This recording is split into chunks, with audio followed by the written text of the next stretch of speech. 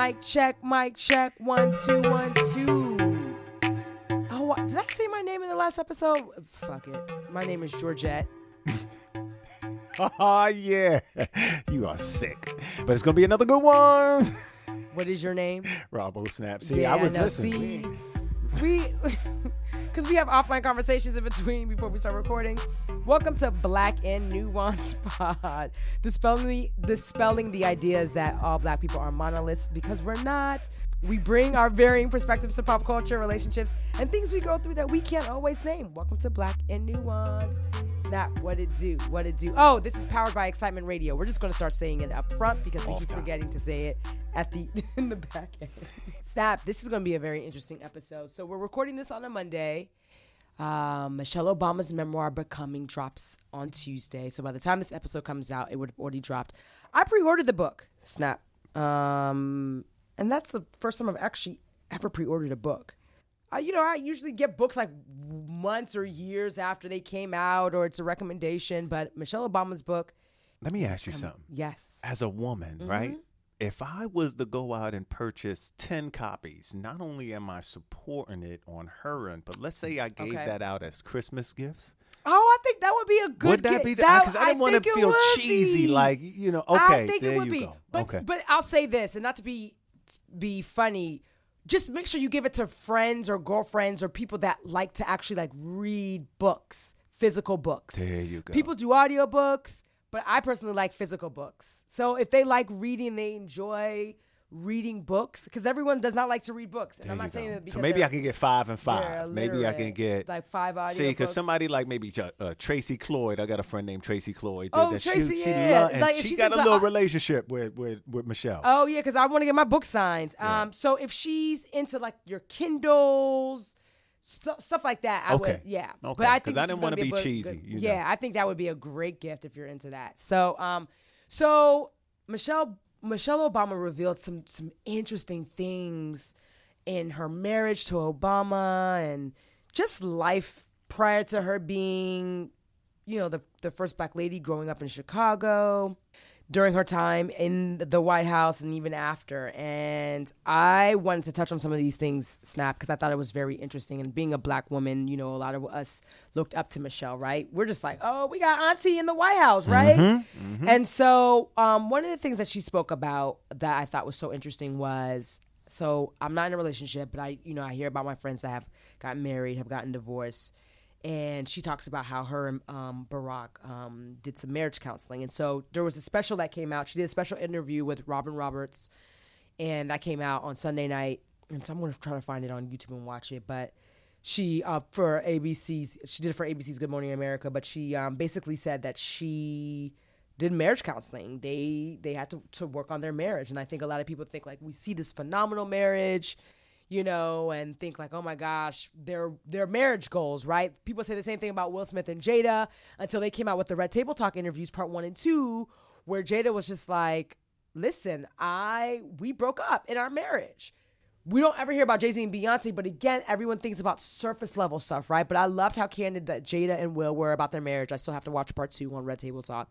And then Michelle gets candid. And so she says, for those young people out there who think that marriage is supposed to be easy, and marriage counseling for us was one of those ways where we learned how to talk out our differences. What I learned about myself was that my happiness was up to me. I know too many young couples who struggle and think that somehow there's something wrong with them. And I want them to know that Michelle and Barack Obama, who have a phenomenal marriage and who love each other, we work on our marriage and we get help with our marriage when we need it.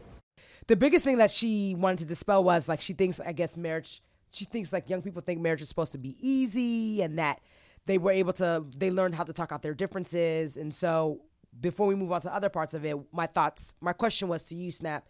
I know you're not married, but you've been in a relationship for almost a decade, if not a decade. What are your thoughts about getting counseling in your marriage? In your relationship? I never thought about it. But I think as a community, we don't do it because, again, growing up, I've never heard any of my black friends talk about, me and my lady gonna go to counseling. Never. So this is something that we don't discuss. I think in the black community, we be on some God God is going to take care of it. God is going, and then I'm like, no, you going to take care of it. If you're going to communicate with the person, and I think that's where it all boils down to, that communication factor. We always think we can work it out. We always think that we got the answer. And so a lot of us think Superman complex. Yeah. Why should I be paying for somebody to listen to me figure out something that I know we can just talk to each other and figure out? But if that doesn't work. And so, again, another thing in my community are the expenses of stuff like that. When you start talking counseling, you start talking financials, and you start thinking, well, can I afford it? Because now you're talking to a professional. And so do you have that in the budget to, and a lot of times in our community, and a lot of times with relationships, a lot of the beef would be financial. Yep. So if that's what we're arguing about, our finances, and you're trying to get me to pay an extra $200, $300 a month for marriage counseling or relationship counseling. First of all, if I'm in a relationship, I'm not doing it because we're not even married. So I'm not putting that forth. And I hate to say it like that, but why? If I'm with you and we're not married and we need counseling, we don't need to be together. But you don't want to get married. So then that's the catch-22. That's the gag, Snap. So in my relationship now, I think the goal eventually would be to be married, but I don't know. I think it's just a lot of it is superficial to me. But you talked about this. That's what I'm saying. Like, if you already feel like you're in a quote unquote a marriage-like relationship, why not go through counseling? Because I don't think we need counseling. I think we just need to open up with each other. I think, what needs to happen in relationships, just like what, Michelle admitted, she went through something. And when you go through something, you start beating yourself down. You start feeling like you're not good enough. You start feeling like you're not good enough for whoever you're with. And even when the person you're with is like, no, you good. Sometimes you need that little extra, that outside voice. Sometimes I think, and that's good. But you sometimes need a mediator, right? Like, Snap, I think for some of the stuff the trauma that you dealt with, I think you would benefit from having a therapist. When I think mediator, I think of me being on child support, me saying, this is what I make, this is what I can pay. Her saying, no, I think you can pay this because I think you make more than this. And now we got a mediator to fix. Okay, so let me not use mediator because your mind jumps to something else because you've actually dealt with it. Right. So let me. If I need a mediator, I don't need to be with you. So let me say, sometimes you need to get out of your own head on the things that you are struggling with. And someone that is professionally trained in this field can talk you through things that you may not think about and actually can recommend things, not medicine, but recommend methods of communicating better. And that's all that is. At the end of the day, I'm paying you to show me how to communicate more effectively. But because you're not doing well on your own with it. Right. But in that situation, again, like I said, I don't agree with counseling. I mean, Interesting. I just Why don't is agree that? with it. I just, because again, I'm curious on why you're resistant to it. Because there's give and take in relationships, right? And excuse me, hold on. So you don't agree with counseling in a relationship, but you're open to doing therapy for like your own individual stuff. I think that people should meditate more and to understand themselves, because a lot of no across the board. No, right. I believe in that natural healing. I believe in that holistic, healing. But Snap, they're starting to sound like what the issue is within our community, though. But Snap, you've been through a lot of stuff, and you sitting and meditating or smoking weed or whatever people do to self-medicate is not. It's not right. But at the end of the day, me talking to this person isn't going to fix the beatdown I took 15 years ago. It's not going to fix it, right? Because it happened 15 years ago, but it will help you come to terms with things because remember, you've admitted in the last episode that you suppress a lot of things and you're not able to communicate in a certain way because of things that happen. You talking to a therapist may be able to help you get over that and not necessarily be a pushover to people because you're nice and you believe in treating people fairly, even though people may not feel that way for their own selves. I'm saying that versus counseling and relationships. But I think you would benefit from therapy, Snap. I'm not saying that I'm pushing you towards it or whatever. You have your thoughts about it. But I think you're resistant because you just again, you're suddenly resistant to the same reason why Black people don't go to therapy. Like, what the fuck are they going to do for me? Right, but I don't think I would ever have issues relationship-wise. Like me and my lady, again, the communication is communication. And I try and over-communicate. Right, but there's certain things that you said, Snap, that made me want to ask you this question. Like, there's certain things that you don't agree with, but you just let it go and let it slide. That's not communication. Right, but again, I don't think that the therapy or the counseling would have anything to do with where I'm at now in life. I think it would bring up all of these past memories because that's what I need to address. Yes. I need to address what because that affects who you are in this moment. Right. Right. Not so. And again, to become the person I am now, I've suppressed a lot of feelings. Men ain't supposed to cry. There have been many nights where I wanted to shed some tears. I wanted to, that's a lie. So, I mean, you say it, but I'm not saying like that's not a real struggle. Right. But it is. Men are socialized to believe they're not supposed to cry. And so I can't show that, and I want to. And there are But times have you ever cried? Not necessarily like absolutely. But just not in front of her. Absolutely. No. Well, you know what? I had an argument with her, again, 10 years later. She's like, I saw you cry before. And I'm like, have you? I don't think you ever had, And then I'm like, but do you feel like she felt like she had to throw that back? Do you feel like she was throwing it back in your face? Absolutely not. Okay. No. I'm just, again, playing that tough role. That, man, girl, you ain't never seen me cry. She's like, yo, you lying ass Negro. I did. I saw you. You remember when? And I'm like, oh, yeah, that was a little. And then you try to brush it off. But that was, right, that masculinity thing, that whole toxic masculinity. Yeah, so I get it. Like as a woman, and Michelle reveals in this memoir that she had some not so normal functions with her inner being. Oh yeah, so we're going to get to that, but I want to get back to the whole counseling. So you don't agree. You only think where you are in your life because you all aren't married. You don't think you need counseling, but you would consider it if y'all got married, even though you think it's a technicality slash superficial. It just sounds like a contradiction. I don't even want. You know what? Let me pull the curtains back and just say I don't believe in the counseling thing.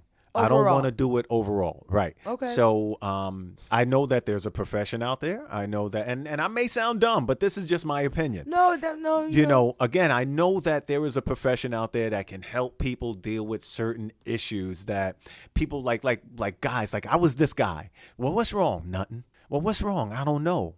But I knew what was wrong, but it's like, this is not the time to discuss it, or maybe I don't want to discuss it, or maybe I just didn't want to talk about it. And that happens a lot in relationships. Baby, what's wrong? He mad. When your man mad, when your lady mad, but it's like when you ask what's wrong and you get the nothing, I'll leave it like that. All right, then you good. Because, and so, because that's how I always felt. If you come to me and ask me what's wrong and I say nothing, leave it. But unfortunately, sometimes you need a little more. Yeah. Okay.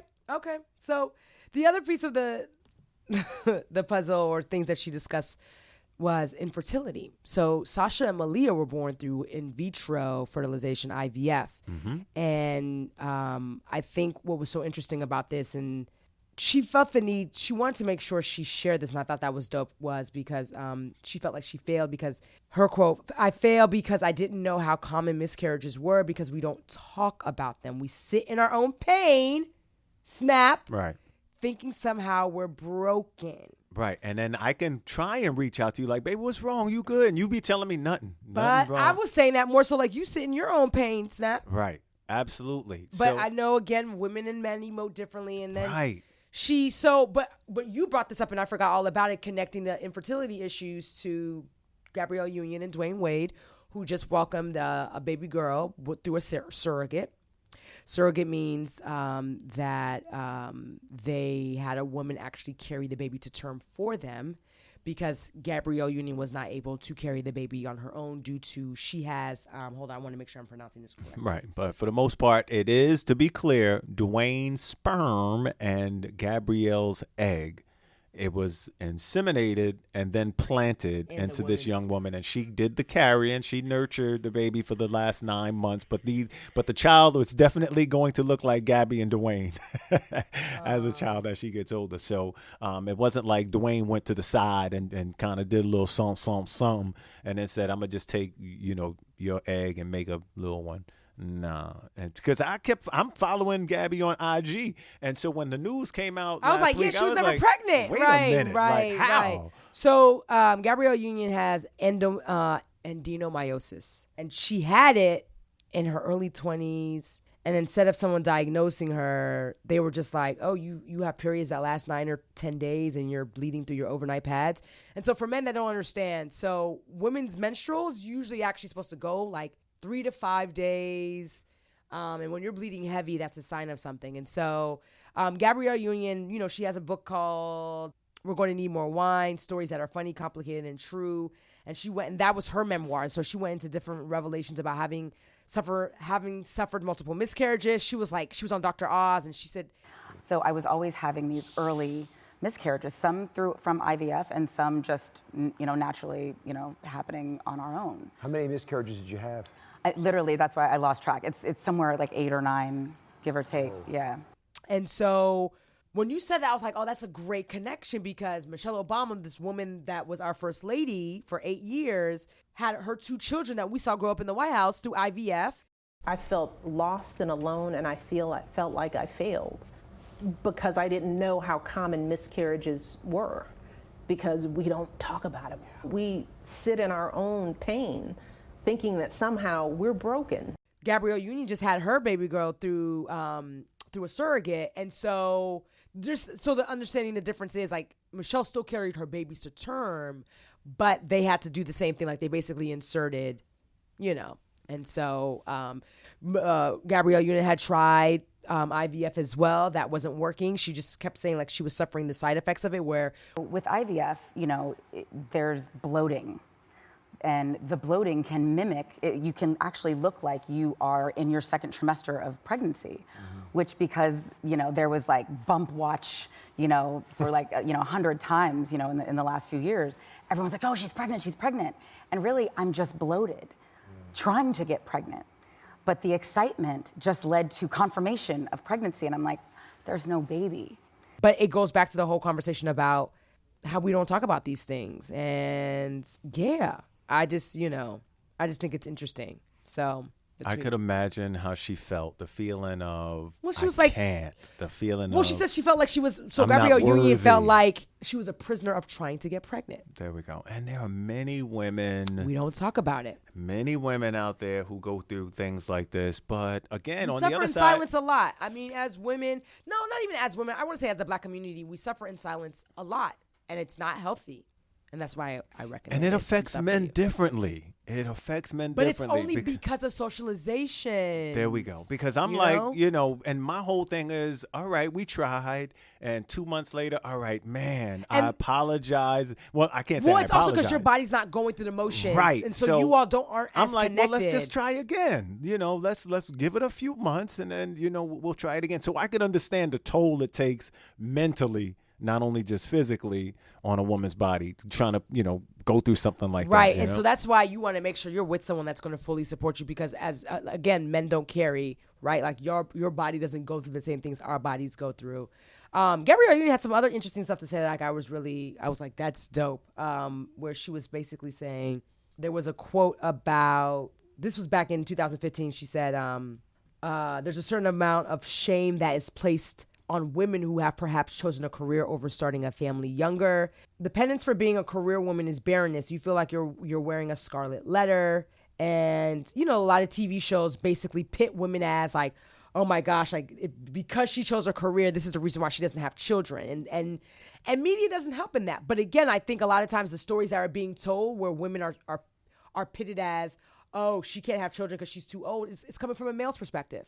It's not women. Like, women understand what we go through as we get older and what our bodies go through, but it's men that don't understand. But even in listening to Michelle Obama talk to Robin, she mentioned, that's something mentally that y'all think about. I will never think about a time clock on sperm.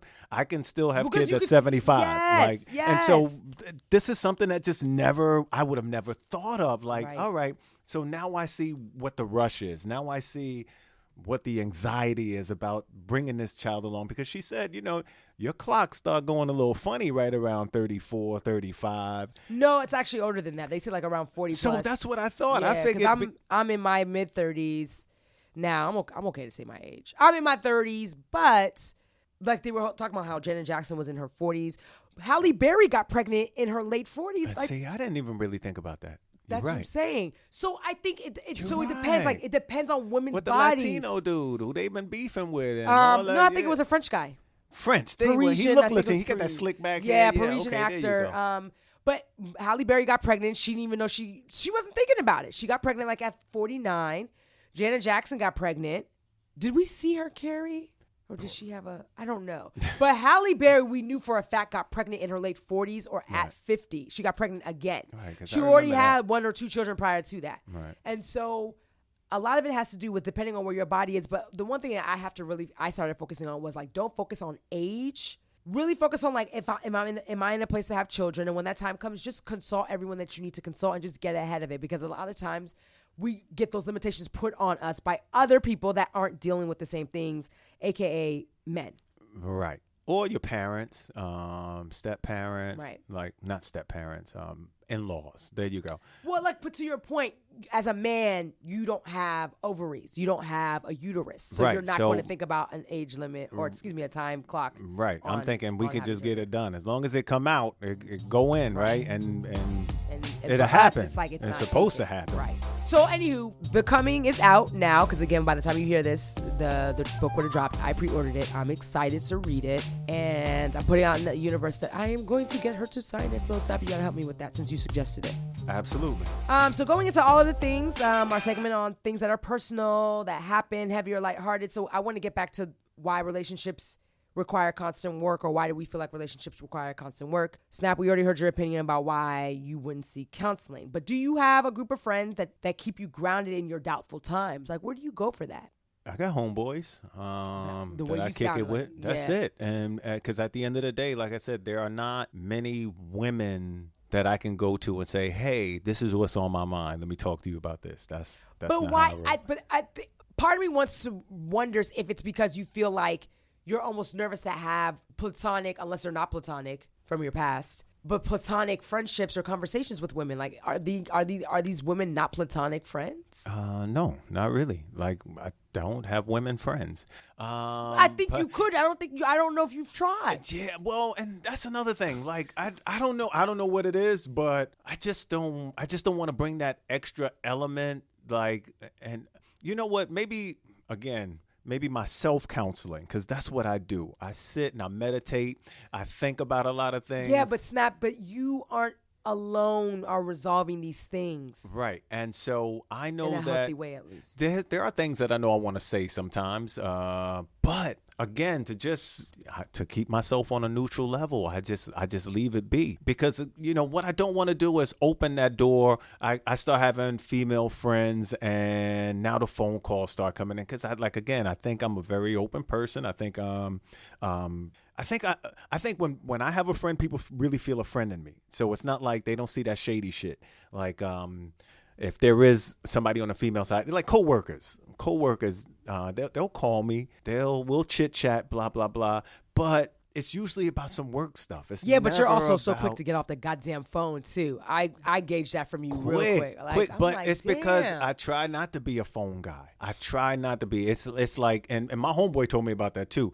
But you're not even a text guy. Like, I have Yeah. to tell you, like, Snap, please respond that you got this message. Yeah, like, and so I'll look at it and I'll see it and I'll be like, all right, I'll do it, and won't reply when all I you need you want to is like a reply. yo, I boom, just boom, let boom. me know. And I so need to now know. when I saw it, just let me know you got this. I hit you with the got it, like, But again, so I don't really understand that, And so to some people, if I text you and I'm texting you and I'm not looking for a response, I'm just texting you to just let you know something, right? But if I'm looking for a response, I'm not picking my phone up right away because I know that people have their own thing going on. So just because I sent you a text don't mean that you have to respond to it right away. Everybody's expectations are different. I get so, it. Yeah, so, that's that whole thing with me. But at the end of the day, the communication is super key. Which you have not fully mastered, and it's okay, and you do it in your own way. But I'm getting better at it. All I'm saying is, so I'm not in a relationship. Sometimes I feel like I have a lot to work on.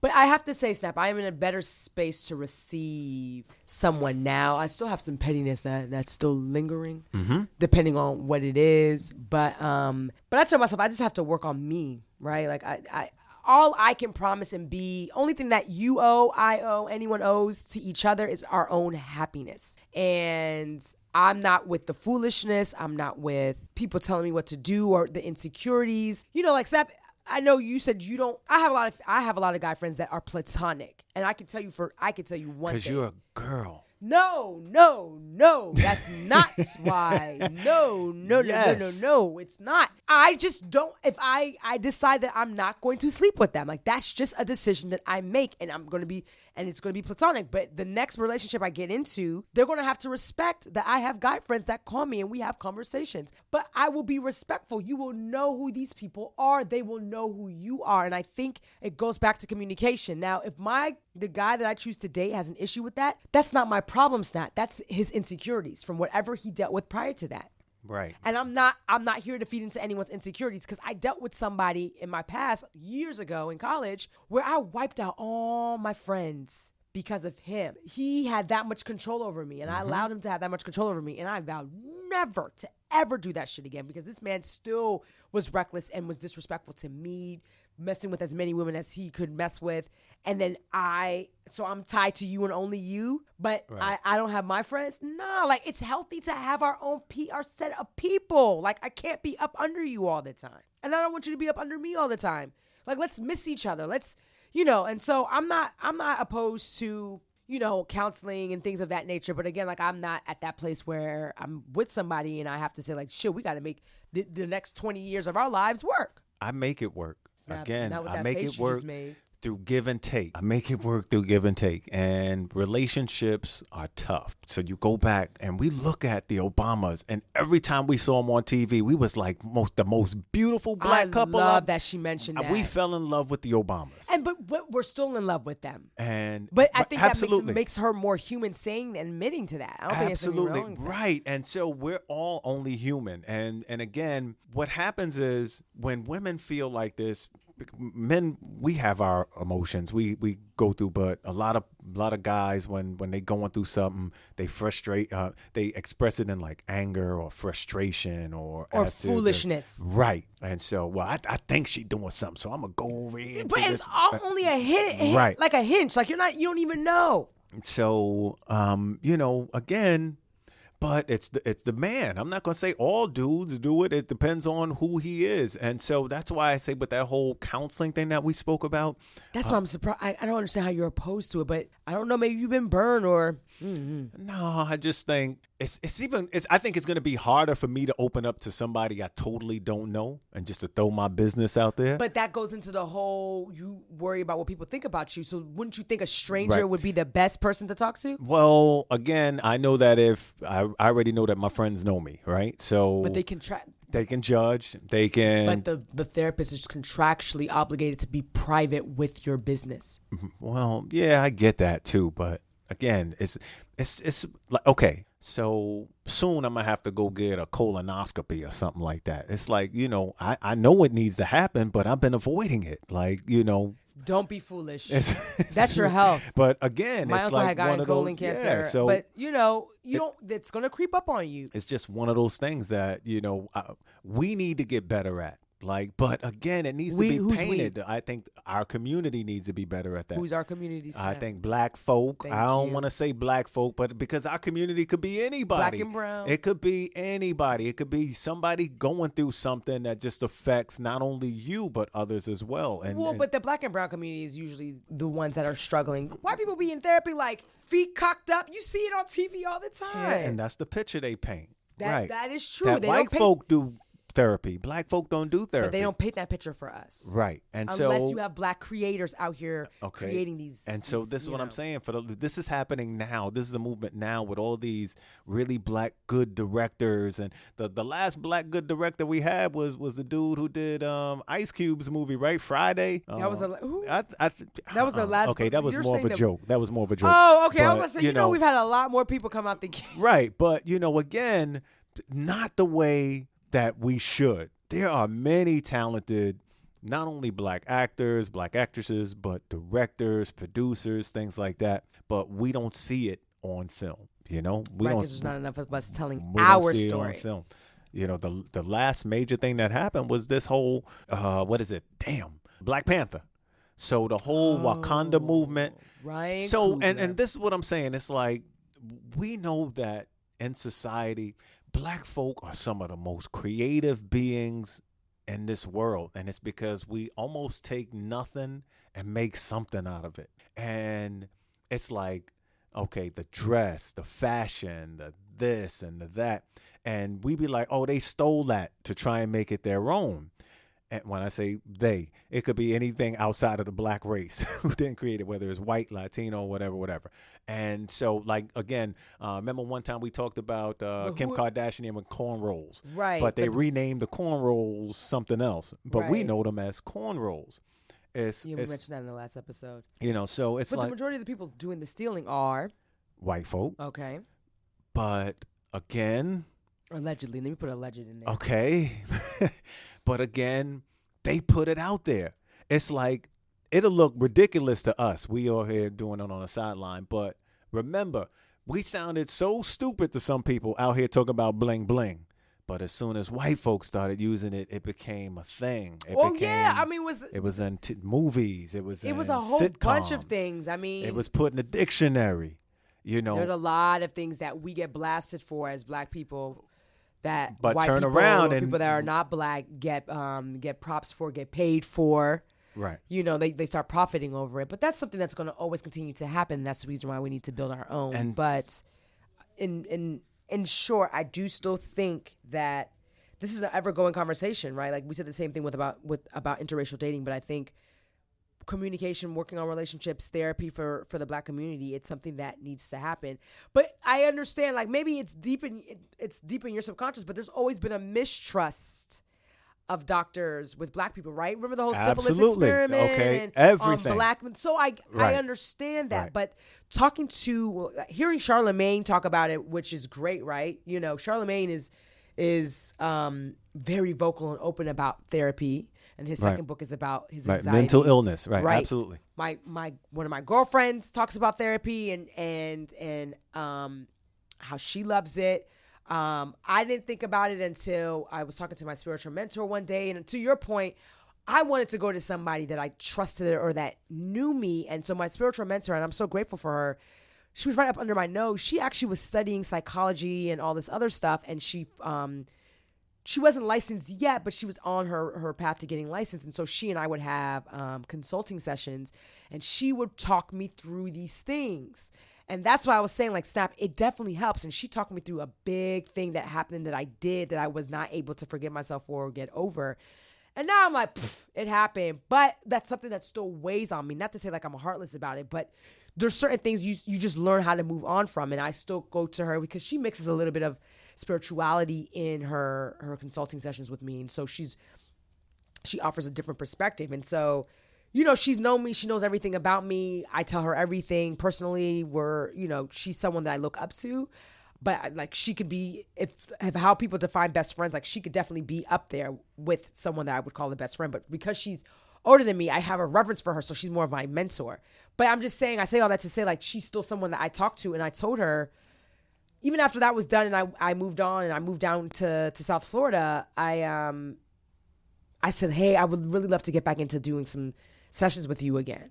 Because I was having moments. I was complaining about being in South Florida instead of really basking in the moment and the opportunity. I was complaining about where I was. And I just didn't like the energy that I was bringing. And so I Snap, I get it. You're going to do what you want to do. But I just think if you haven't tried it, because I try to do things on my own. I still meditate. I do affirmations. I do different things.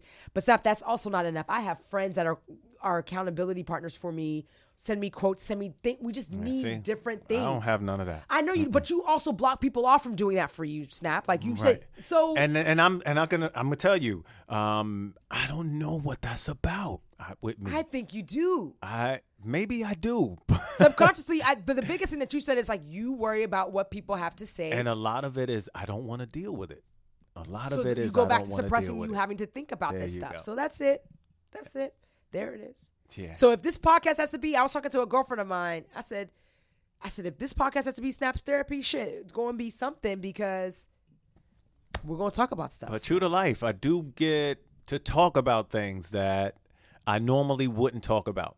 I'm going to tell you right now, had I not been on this podcast, nobody would know about that incident that happened to me in the 7th grade. Oh, I'm sure. Nobody would know And you're about this fooling one. with the homie that will make you accountable and ask you the questions that no one wants to ask you. Right. I want you to say it because I know what you're saying, but you want to be like, no, but Right. Snap, what community are you talking about? I'm trying to Snap, see the best of who both sides. was the 12-year-old? What was Right. her race? And you know where that came from? Okay, Where? I'm going to tell you what. We had a listener of the show, Black Nuance, and Someone reach out to you? no, Oh. just a behind-the-scenes comment to where they know that I'm a flip-flopper on some issues. No, I don't say you're And a it's flip. not You just that a- pander to Yeah. both sides. Because I can always, I think I taught myself to see the best of both sides or the good in both sides. And even when it's wrong, see or understand the point and then try and move forward from it. If there's a way that I can fix it, then I'll fix it. If not, then all right, there's nothing that I can do. Snap, I was going to drag you for filth with that man that killed his fucking wife and mother-in-law, and you were still trying. I said, nah, Snap, you ain't getting away with this. I know, but again, right? So I know it's wrong to kill anybody. Killing is wrong. But what was going on mentally with him? What was going on in his head? You know, we just had something like that happen the other day. Same thing. But okay, here we go. We had this club just shot up. 14 or so people died. You talking about where, in California? In California. Oh, the bar, yeah. Okay. But did you find out, you've heard what happened? So basically, and I don't know if this is true, allegedly, this man was teased for his lazy eye when he was in high school or college. That's the bar they used to go to, pop, pop, pop. And see, again. So he was basically, that was revenge. But did I hear he was also in the service? He may have been suffering from PTSD Right, or something like if that. that was a black man, guess how he gets pinned in the media? Well, Snap. again. We know this. And I'm not knocking how they want to, but the way they're portraying him, they immediately connected him to PTSD, military, this, that, and the Right, third. but I'm not that's the knocking that. media, and I say that. No, I do knock that because again, we get painted as crazy, terroristic. I'm not knocking him. No, I'm not knocking him blah. for being in the Right. military. That's what I'm saying. There Because we go. PTSD is real. Like Right. my friend's father Absolutely. has PTSD and all that other stuff. But even if you But take it's it, how we get portrayed in the media. Black Right. men, y'all get torn to fucking shreds. right, we were just uncontrollable. We were They'll find the most ugliest picture. right. You may have been 45 years old. They'll find the 15-year-old mugshot of you in juvie. Right. Like it's dumb shit like that. Right. And so again, like I always think about like that Trayvon thing. We know that this kid had a can of soda and some Skittles on him making his way back to his dad's place. But it's like Obama said, if I had a son, he would look like Trayvon. And immediately that white media came about like, well, which son would he be? Would he be the one with the golds in his mouth, sticking his middle that's fingers the- up in with his ear? the- with Or the it's like those stereotypes. pictures were showed. The hoodie, and it's like, Stereotypes. yeah, it's like the labels. We've been labeled for so long. And again, when you hear the labels, you start believing it. And like I said, one time I was talking to a friend who didn't know that still today in 2018, there are certain sections of this country in America where there are all white schools. So if you are going to like this all white school, never had black friends, but you turn on the media and there's just a negative aura about black people always doing some dumb shit.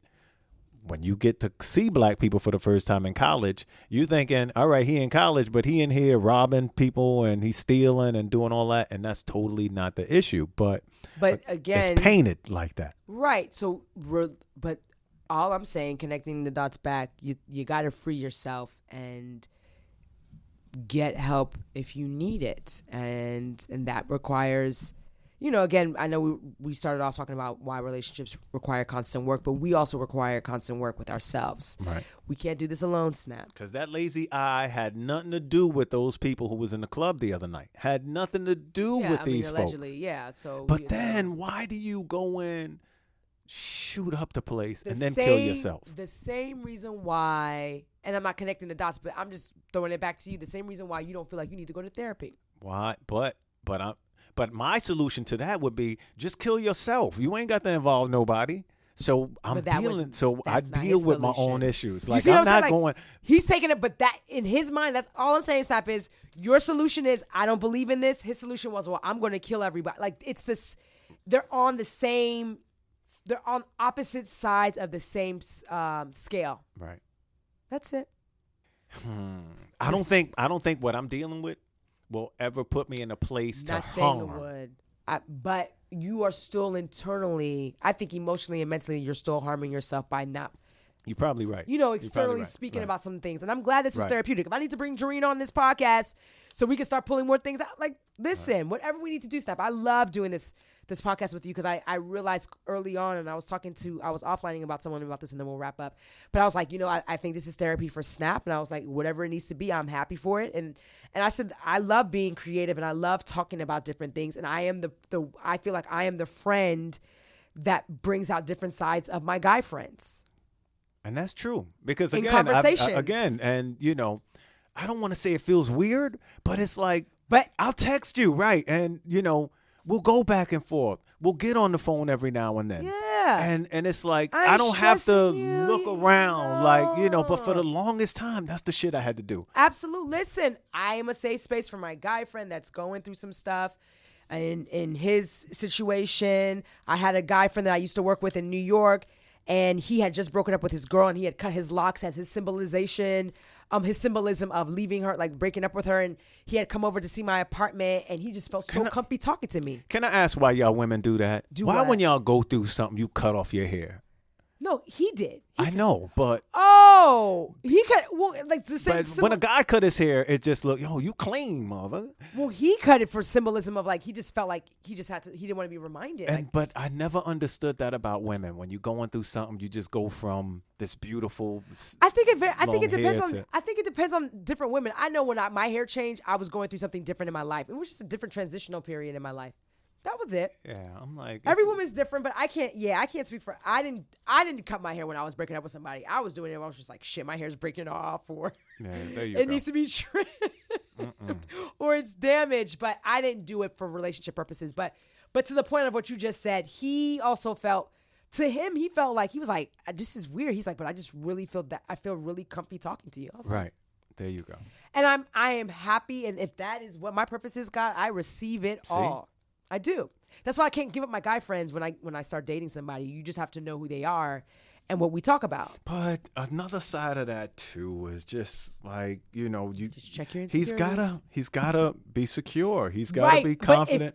But I agree, and I will definitely do what I need to do to make him feel secure. But if he has insecurities, they have nothing to do with me. So he has to also make sure he's insecure. He's secure with himself. And I'm only saying that because I agree with you. There's every guy growing up, if you're older than 40, you know somebody who was like that whole Queen Naija. You tell everybody that I'm your girl, but yet they'll still sleep with you, kind of, sort of. So it's like, you'll tell me, this my dude, but I know that I've seen things in the past where, she telling people, this my dude, but I see her on the side with this dude right here. So even when he comfortable, blah, blah, blah. Yeah. Absolutely. Yeah. And so I think women are just as guilty as everything that men do. We just get the dog label. But because y'all are horrible. Women are just better at cheating because we don't do the investigating. And especially if we cheating, we ain't trying to go through your phone or some shit. Well, two things. Women also think in layers. Like we're multi-layered thinkers. See, no, I'm thinking of the next step. No, I'm thinking, hold up.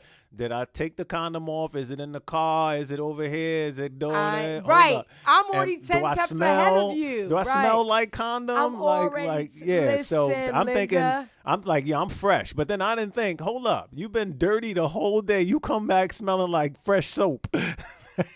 Wait a minute. Oh yeah, I didn't think that far ahead. Yeah, boxers change all I of a didn't, sudden. you know, You're I like, didn't think come. I mean, that I'm far not. ahead. The thing is, and I was listening to it on the Ricky Smiley Morning Show. Because they had a divorce court judge on there. I don't watch the show. Lynn Divorce Court. Tola. I love Lynn Yes. Tola. Okay. So she was on I there, don't but they like were her new setting though. But I they don't- were talking about some shit, and I forgot what the question was, but it was along the lines of like, if somebody had put a tracker on their wife, like a celebrity had put a tracker on their wife's car or some shit like that, or vice versa. Brad was like, if you gotta do all that, then we don't need to be together. And Ricky what was I'm like, sometimes saying. you do gotta do that. And I don't know if he was being funny, but he sounded serious. But I'm just like, if I gotta do all that. If I gotta go through your drawers and smell them, which I'm not going to do, Right, then we that don't need makes- to be together. Yeah, and that's why I say, you know, So the Communication. little slick talk on the side. My communication. ear don't like to hear that shit. I'm But like, yo, all I'm listen, saying we is just friends. This is my people's. Blah you blah got blah. you got to, and I hate that has to be a dual job, but the security really starts with your partner in themselves. And then you need to make sure you make them feel secure by not doing shit that will make them question certain things. If I tell you I have guy friends, you're going to know every single one of them, how I know them, how we're cool. Shit, you should probably meet them, because if you and I are going to be serious, these guy friends are going to be at my wedding, right? Like if I decide to get married, they're There you going go. to be around. But again, if I'm already secure, Snap, in who I am, then that, like what you do and you hanging out with whoever, should not bother me. I know, but even then, So- as a man, and you got all these guy friends, there's just something that I'm like, damn. Well, why he gotta call you and talk to you about Just, this? but well, why he you're calling? only Why thinking he that gotta 'cause call you you don't so allow women early? to do that for you. Why he calling you so late? Because it hasn't. Listen, there wasn't before I was dating you. That was what he was always doing. We can adjust, right?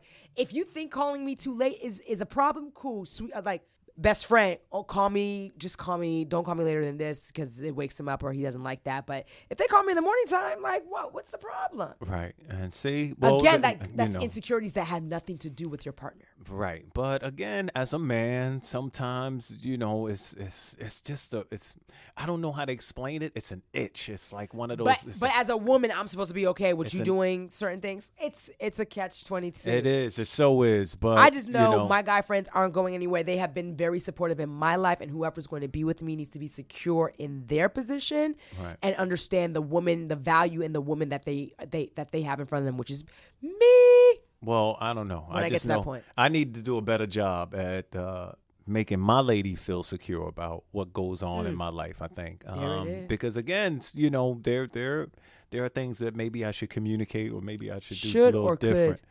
different. Could I should, and I can. It's you're just a not at this matter of it's just a matter of. But you know, I feel in certain situations, I'm here with you. I'm home with you.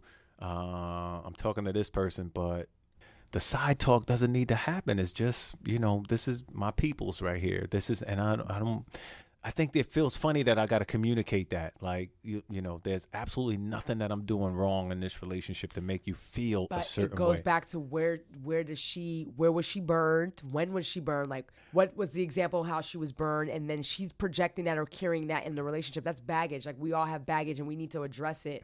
Okay. when and we're in the relationship. So, and there was a So that's all. situation where I was with a young lady in the past, and it wasn't somebody from the past. It was somebody who came along. This is during the course of our relationship. But, you know, she got cool with dude, and they would communicate all the time. They would just, you know, again, so it's like one of those, all right, well, all of a sudden, you know, now you're communicating with this person. What's the all of a sudden about? And it's like, there's not a all of a sudden. It's just we clicked and it made sense, you know. So, and I think people are brought in your life for reasons, you know. A lot of times it's good reason. A lot of times it's to show you what people are really like in life, you know. But I just know I know I need to do a better job at I don't know, maybe feeling more confident about who I am as the man in the relationship and what I need to do, because I know there's a lot that I need to do different, you know. Again, I say I don't set boundaries, but I know I limit myself. I know I place limits on myself because, again, I think I could be making maybe double, triple the amount of money that I'm making yearly, but I don't because I'm cool with being comfortable. And I need to get out of that comfortable state. So I know that, again, and talking about it, I know I'm going to have to address it one day. And I think, so what I'm doing now is leading up to it. But I don't want to say I'm going to go to counseling. I don't know how it's going to happen. I don't know who I'm going to sit down with and just whatever I can remember, just get it out there. And it doesn't hope happen that in one session, by the way. And see, that's another thing too. I don't have time to keep reliving this. I just want to do it one time. I just want to be able to just, this is what I'm mad at in life, and this is what I think I should have done different. Well, you know what? We're offline. I think you should talk to my spiritual mentor. See that? So, anyways, all I gotta say is, free yourself, Snap. And I need to do the same. Free your mind and the rest will follow.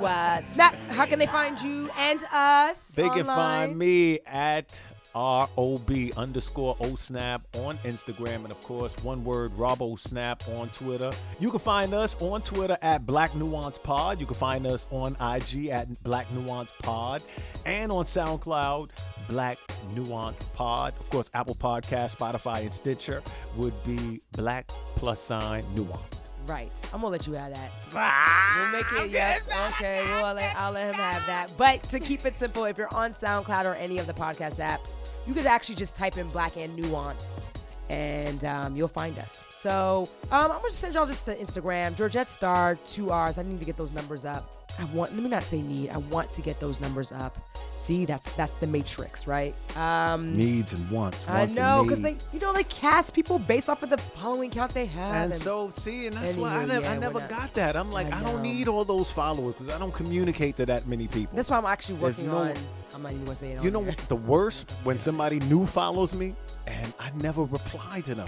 Oh. I follow somebody and they'll be like, "Thanks for the reply." I'm like, "Who got time to do all of that?" People do like, that. Nah, I don't. But I appreciate the people that do find my life interesting. And so, on that note, we are out of here. Peace.